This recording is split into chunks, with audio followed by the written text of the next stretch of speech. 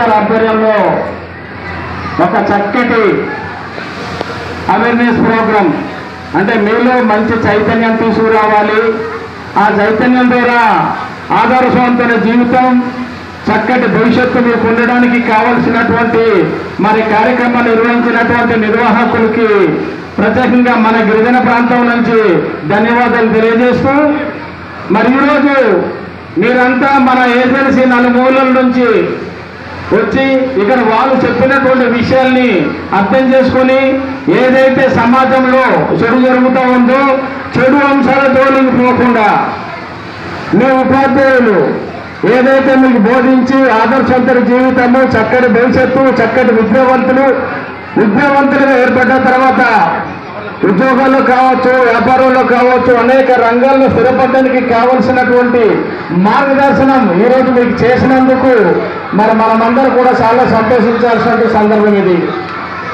ఈరోజు అందరూ చిన్న చిన్న పిల్లలు ఉన్నారు, పెద్దవాళ్ళు ఉన్నారు.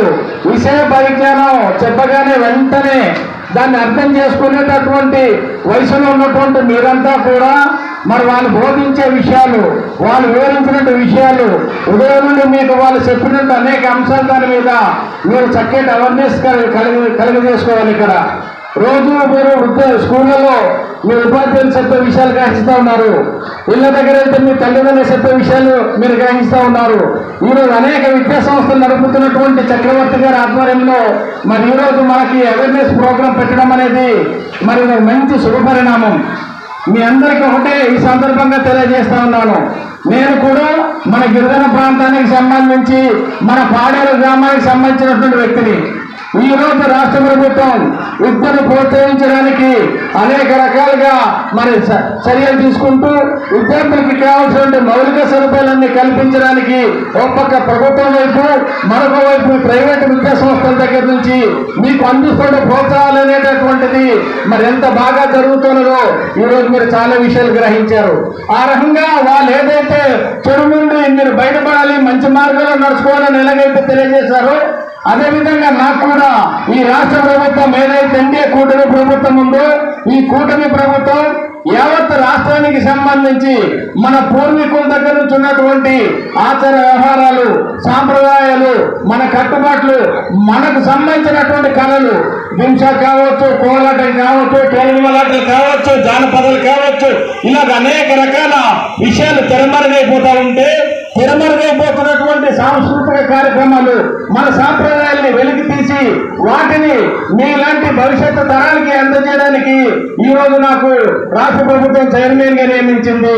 కాబట్టి భవిష్యత్తు రోజుల్లో కూడా మనం అనేక గిరిజన ప్రాంతాలంతా పర్యటన చేసి శ్రీకాకుళం జిల్లా దగ్గర నుంచి మొదలుకొని భద్రాచలం దగ్గర ఉన్నటువంటి అన్ని ఐటీడీల పరిధిలో ఈ రకమైన చైతన్యకర కార్యక్రమాలు పెట్టి మనకుండేటటువంటి సాంప్రదాయాలు, కట్టుబాట్లు, ఆచార వ్యవహారాలతో పాటు మనకుండేటువంటి కళలన్నీ అంతరించుకుపోకుండా భవిష్యత్తు తరానికి కళలకు సంబంధించినటువంటి అవేర్నెస్ ప్రోగ్రాం పెట్టడానికి కూడా ఆలోచన చేస్తామని చెప్పేసి ఈ సందర్భంగా తెలియజేస్తూ, ఏది ఏమైనా మన గిరిజన ప్రాంతానికి చెందిన విద్యార్థులకి ఈరోజు చక్రవర్తి గారి ఆధ్వర్యంలో ఈ అవేర్నెస్ ప్రోగ్రాం పెట్టడం అనేది మంచి పరిణామం. కాబట్టి ఇలాంటి అవేర్నెస్ ప్రోగ్రాలు తరచూ పెడుతూ మరింతగా మనం రాటు వెళ్ళడానికి, మీరు భవిష్యత్తులో మంచి పునాది వేసుకోవడానికి, భవిష్యత్తులో మెరుగల్లా మీరు తయారవడానికి వారి యొక్క సహకారం ఎన్నైనా అందించాలని మనస్ఫూర్తిగా కోరుకుంటూ సెలవు తీసుకుంటా ఉన్నాను.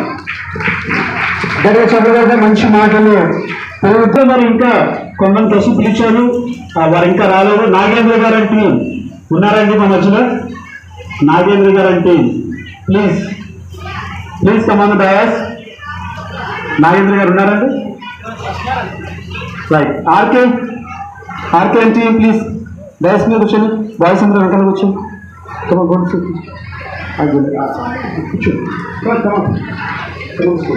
ఆనంద్.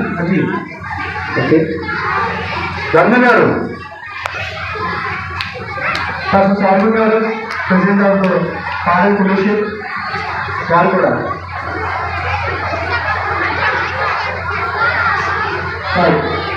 అదేవిధంగా రామారావు అండ్ తేజ, టీచర్ తేజ వాళ్ళు రావాలి.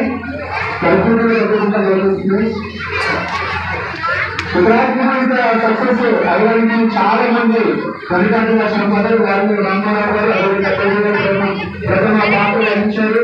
అనేక మందికి విషయాలు తెలియజేయడం కానీ కాల్చడంలో కానీ అదేవిధంగా పదింటి విషయం తెలియజేయడం కానీ ఎంతగానో సహాయపడ్డారు. వారు కూడా ముందుకు రావాలి.